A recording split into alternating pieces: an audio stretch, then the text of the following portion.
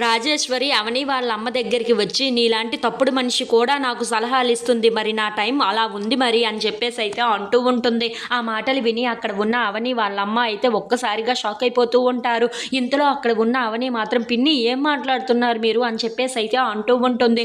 ఇంతలో అక్కడ ఉన్న రాజేశ్వరి మాత్రం అవును మీ అమ్మ తప్పుడు మనిషి కాదా, ఆ విషయం నీకు తెలియదా ఏంటా అని చెప్పేసి అయితే అంటూ ఉంటుంది. ఆ మాటలకి అక్కడ ఉన్న అవని అయితే పిన్ని మీరు కూడా నాకు అమ్మ లాంటి వారు, ఎందుకు మీతో ఇంత నెమ్మదిగా మాట్లాడుతున్నానో కాస్తైనా అర్థం చేసుకోండి, మా అమ్మతోని మీరు ఇలా మాట్లాడడం మంచిది కాదు అని చెప్పేసి అయితే అంటూ ఉంటుంది. ఇంతలో అక్కడ ఉన్న రాజేశ్వరి మాత్రం అవును మీరు తప్పుడు మనుషులు కాబట్టే ఇలా తప్పుడు పనులు చేస్తున్నారు, నా భర్తని జైలుకి పంపించారు కదా, అందుకే మీ అమ్మ పసుపు కుంకాలు కూడా త్వరలోనే పోతాయి అని చెప్పేసి అయితే అంటూ ఉంటుంది.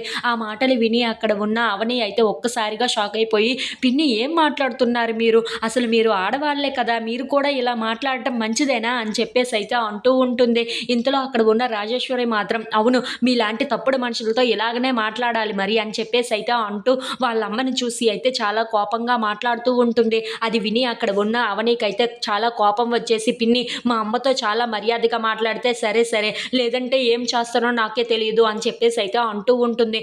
ఏం చేయగలవని చెప్పు, నీ తండ్రి ఎవరో నీకు తెలుసా అని చెప్పేసి అయితే రాజేశ్వరి అడుగుతూ ఉంటుంది. ఆ మాటలు విని అక్కడ ఉన్న అవని అయితే అవును తెలుసు నాకు, నా తండ్రి ఎవరో నాకు తెలుసు, నా తండ్రి ఎవరు అంటే అని చెప్పేసి అయితే సైలెంట్ అయిపోతూ ఉంటుంది. అది చూసి అక్కడ ఉన్న రాజేశ్వరి అయితే ఏంటి అంత మౌనంగా ఉండిపోతున్నావు, నీ తండ్రి ఎవరో చెప్తానన్నావు కదా, ఎందుకు ఆగిపోయావు అని చెప్పేసి అయితే అడుగుతూ ఉంటుంది.